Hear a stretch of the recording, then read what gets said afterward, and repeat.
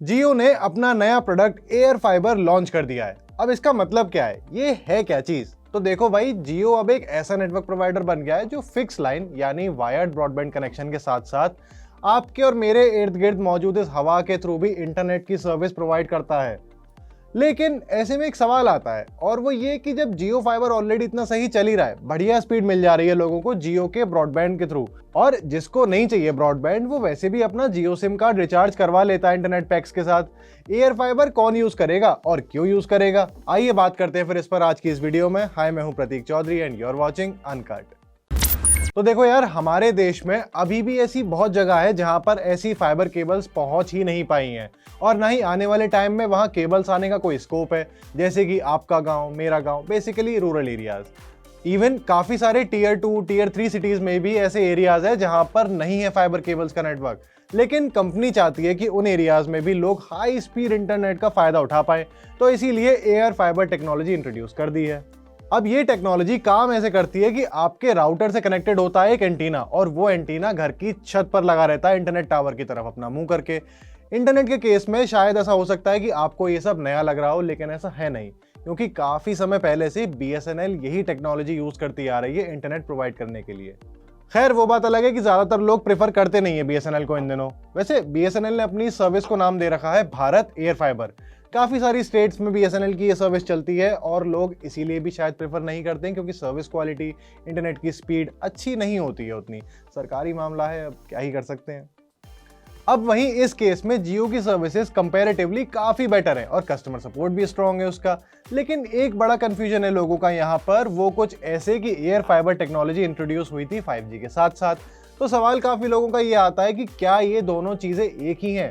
क्या जियो फाइबर और 5G speed एक है? क्या जियो एयर फाइबर 5G स्पीड देगा? तो जवाब है नहीं, ये 5G टेक्नोलॉजी नहीं है, ये है P2P, peer to peer technology. सरल भाषा में बताऊं तो इसमें दो एंटीना लगे होते हैं, जिसमें से एक इंटरनेट स्पीड छोड़ता है तो दूसरा उसे कैच करता है, और कैच करने वाला आपके घर में लगा रहता है। और ये सिर्फ उन लोगों के लिए बेनिफिशियल है जिनके एरिया में फाइबर केबल्स का नेटवर्क नहीं आया है। अब अगर बात करें जियो एयर फाइबर के रिचार्ज प्लान्स की, तो यहाँ हमें देखने को मिलते हैं 599, 899 और 1199 के plans with additional GST of 18%। तो कुछ 100-200 रुपए का अमाउंट आपका वेरी करेगा ओरिजिनली पेमेंट के टाइम पर। अब इन रिचार्ज प्लान्स के बारे में बताता हूँ आपको कि ये जो 599 वाला प्लान है उसमें आपको एक महीने के लिए 1 टेराबाइट तक का डेटा मिलता है, मतलब 1000 GB डेटा मिलेगा और 30 Mbps की स्पीड मिलती है। उसके बाद 899 का प्लान है, उसमें भी 1000 GB का डेटा मिलता है और स्पीड यहाँ में मिल जाती है 100 Mbps की। अब जो तीसरा प्लान है 1199 वाला, इसमें भी आपको 100 GB डेटा मिलेगा एक महीने के लिए और इंटरनेट स्पीड भी 100 Mbps की रहेगी।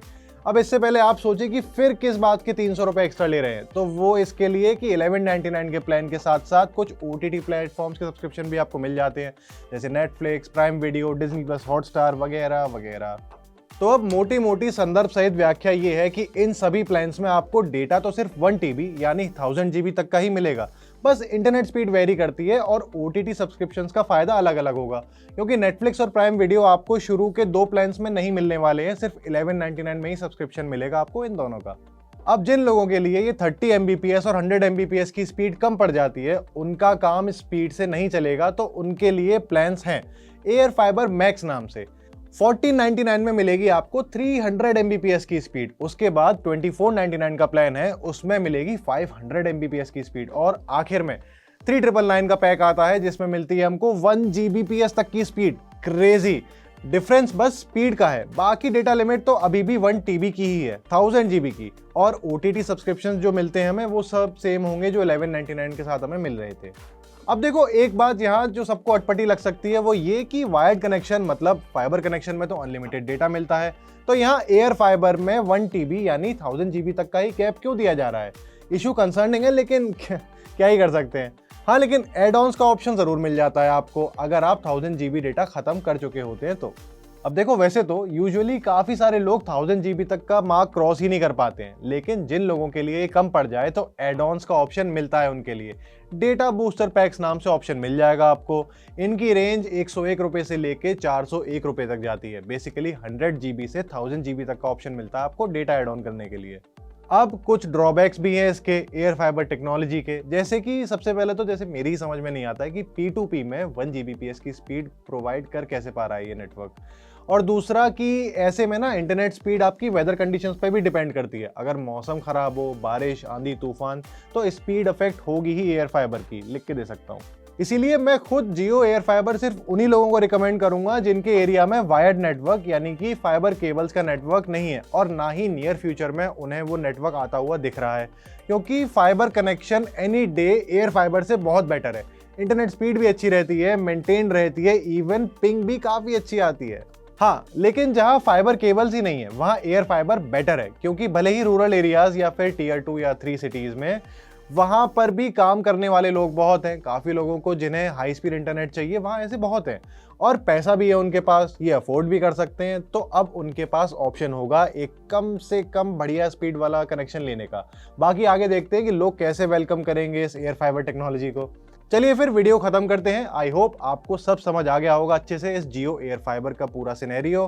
बाकी ये वीडियो अच्छी लगी हो तो इसे लाइक करना, अपने उन दोस्तों के साथ शेयर करना जिनके पास फाइबर ब्रॉडबैंड कनेक्शन लेने का ऑप्शन नहीं है अभी।